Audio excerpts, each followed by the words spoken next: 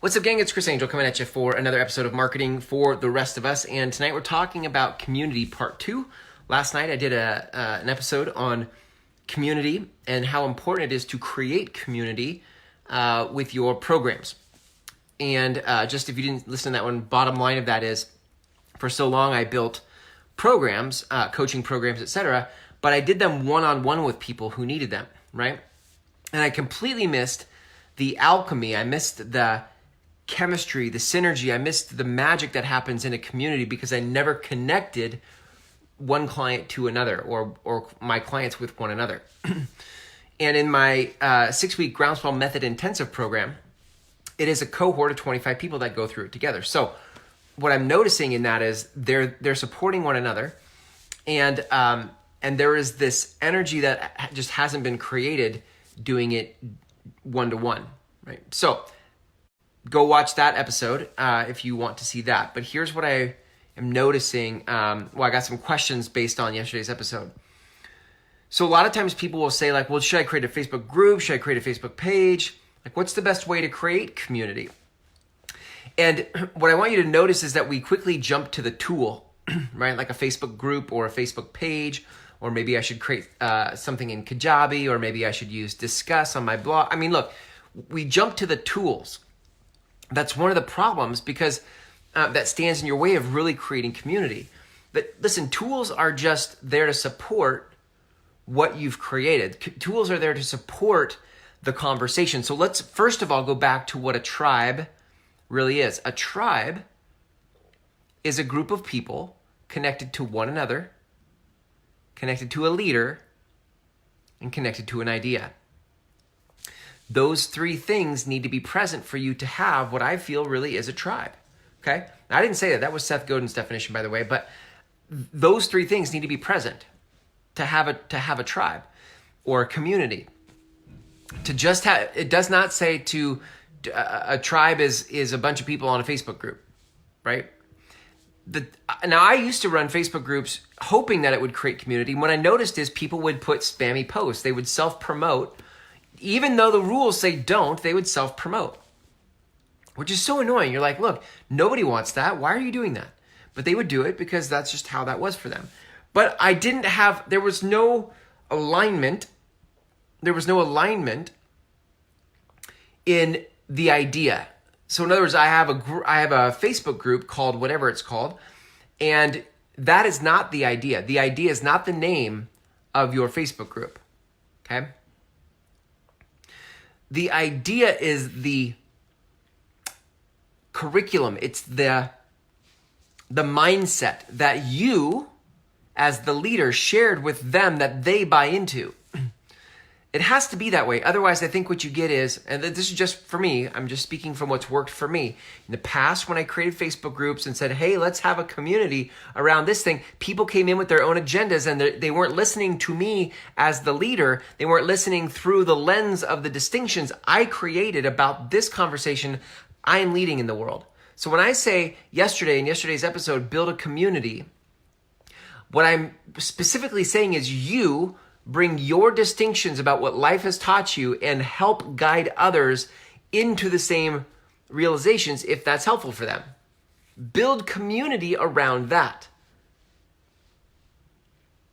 Do you see, like, if that's how they come into the community, the way they come into the community is through your teaching, is through your distinctions, is through your lens. Then you have people who can have a conversation with one another about those distinctions and not their own agenda. So in my group, I have a Facebook group. So if you want to talk about the tool, I use a Facebook group. It's a private group. It's a secret group. You can't even see the group. Only members can see the group. So nobody else can find it because it's a secret group, okay? Which protects it, right? You could have it be a private group. That's fine, where people can find it in a search, but they can't. They have to ask to join it. And then you have a public group, obviously, where anybody can join. But if what you're trying to do is preserve the quality of the group and the quality of the conversation so that your tribe feels connected to one another and connected to you and get a lot of value out of it, then I really like a private or a secret group, not a public group.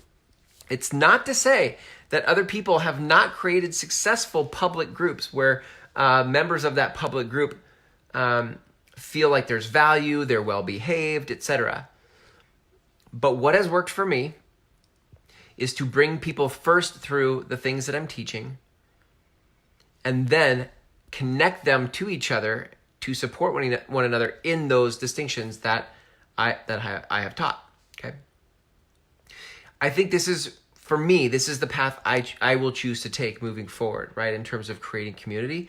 The community gets created through those who have been through at least one of my programs. Why? Because that's what creates the common foundation of language, distinctions, worldview, like how we see, and in my programs, it's about marketing. So the conversation in the group is about marketing the way I teach it.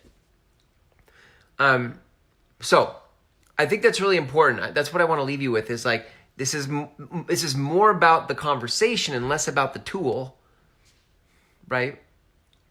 For what creates successful community. So my advice to you, if you don't already have a program, create a program.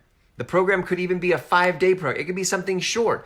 The point of the program is, for community at least, and we're not talking about income here. We're just talking about the point of the community for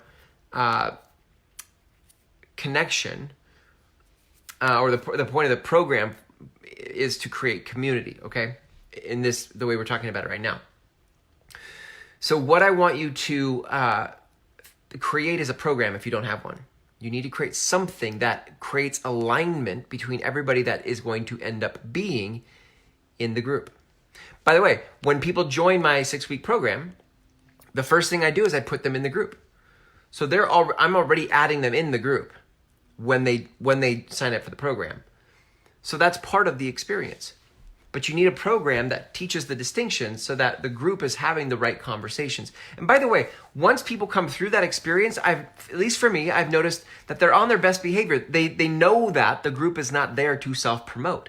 And so they don't. That's not what they're looking for from the group. They're not even looking to the group for self-promotion. They're looking to the group for support, feedback, interaction. What are you learning? This is what I'm learning. Okay. So there you have it, gang. That's community part 2. I think that's a really important way to build a community that feels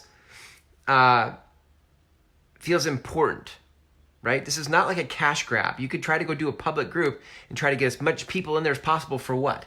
For some opportunity? No, for me, community is about the depth of conversation. That's where the value is. So here's to you creating value in your community through creating alignment in your programs, okay? All right, if you want to learn how to create your own community, if you want to learn how to create community around a conversation that you're leading, that is exactly what my 6-week program is about. You can apply for that program by going to groundswellmethod.com, watch the free video, and on the last page of the video is an application button. Click the button, fill out the application, and it comes straight to me. I will let you know if it feels like we're a fit and when the next program is. Thanks for hanging out here with me tonight. Here's to you building great community through your programs. See you tomorrow.